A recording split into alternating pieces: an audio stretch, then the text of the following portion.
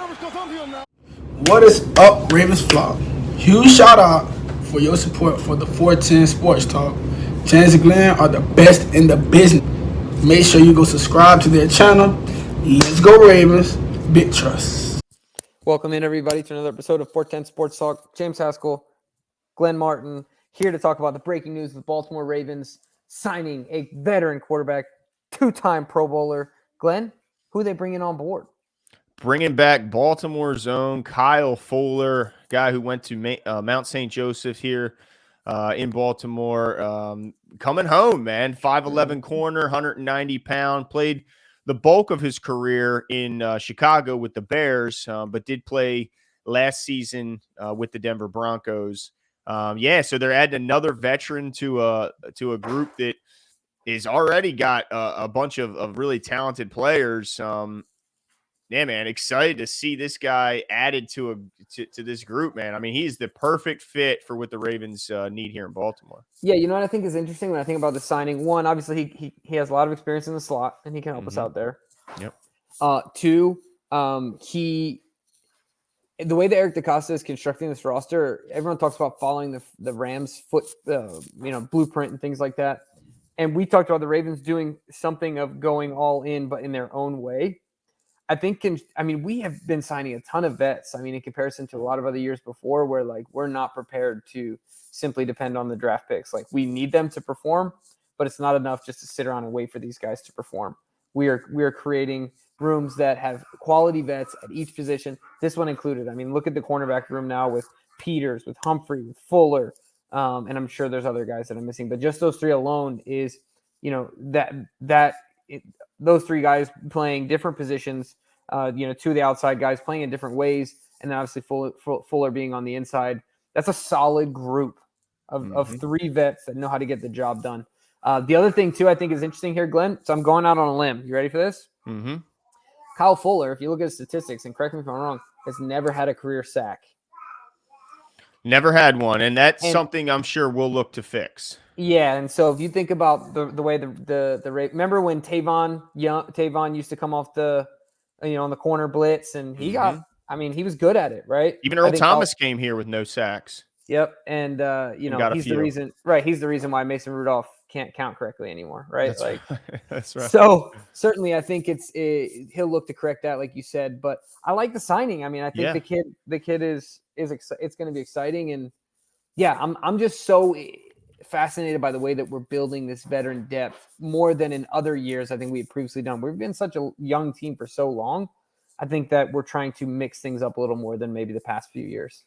Yeah, I think that you talked about it a lot, the contingency plan, and this is just another example. The Ravens are taking no chances with injuries, especially with rushing or the perception that they may rush guys back. This is another example of how they can ease back Marlon Humphrey and Marcus Peters because of a guy like Kyle Fuller and because of the other guys that they added to the room in the draft. So my question is, how do they keep all these guys? Because right now at the cornerback position, you have, of course, Marcus and Marlon as the number 1 and 2. Then you have Jalen Armour-Davis, Brandon Stevens, who is, I guess more a DB than a corner, but definitely will play some corner role. Then you have Iman Marshall, Robert Jackson. Well, Iman Marshall's gone. Biggie's gone? Okay. I mean, so basically, is it safe to say it's going to be Marcus Peters, Marlon Humphrey, Jalen Armour-Davis, Damarian Williams, and Kyle Fuller as the 5 locks on the team? And then you got Iman Marshall, Robert Jackson, Kevon Seymour, and Kevin Tolliver all fighting for maybe one spot, but maybe not even one spot. It might be just those 5 guys. Right, because we got 20,000 safeties now. Who can also fill in at corner. Right. Yeah, absolutely. I think your assumption is safe. I think that's the way it'll break down. You never know if Eric DeCosta pulls off another trade like he did last year with the first-year draft pick. That'll be interesting as well. And something. But 19 picks, Jimbo, in his career. 19. That ain't small. He had 7 as his career high in 2018. Right. The guy gets his hand on the ball, and that's got to be exciting. And here's another thing, Jimbo. You know how many games he's missed in his career? How many? None? I don't see any. Let me see. Let me double check here. It looks to me like if he did, he missed 1 last year because he only played in 16, but he's played in 16 games every single year of his career. Yeah, absolutely. That's got to get you excited. Right, 100%. I mean, I'm excited for this kid. Wasn't he a former first-round pick, if I'm not mistaken? He was the number 14 overall pick in the draft. Yeah, he's also the one that during Hard Knocks, isn't he in a fight? I don't remember, but you could be right. I mean, he's from Baltimore. I mean, shoot. You crack slick. You're gonna get punched in your mouth. That's right. No, for sure. But yeah, I mean, like you said, I'm excited about the vets in the room, the veteran presence. I think it will increase everybody because it does two things now, and then it helps develop the young guys, right? So you have an eye on the present and an eye on the future. I think we're constructing one heck of a roster, and this is just another way to do it. We haven't seen terms yet for this contract, but either way, like I'm super excited about it. I think he's going to bring. We were thin there. We needed to replace what Tavon did. We needed to add depth in general with guys with experience, not having to depend on picks. So it's going to be a lot of fun. I'm excited to see what this guy does in camp, what sort of edge he brings, and how much he enjoys being back home, like you said. Yeah, nothing wrong with bringing in a former first-team All-Pro. Yeah. And it's only in 2018. We're not talking about something he did in 2012. And 2019, 2018, of course, being the All-Pro, but also 2019 he was a Pro Bowler. So he's had some really, really good years. Yeah, the guy can tackle. Like you mentioned, 2019 he had 82 tackles from the cornerback position. So I mean, he screams Raven, right? He gets his hands on the ball. He can tackle for his position. He's steady and reliable as far as he doesn't miss games. And, he's from the area, which of course will help and make it easier for him to, incorporate himself in the community. So I think this is an absolute A+.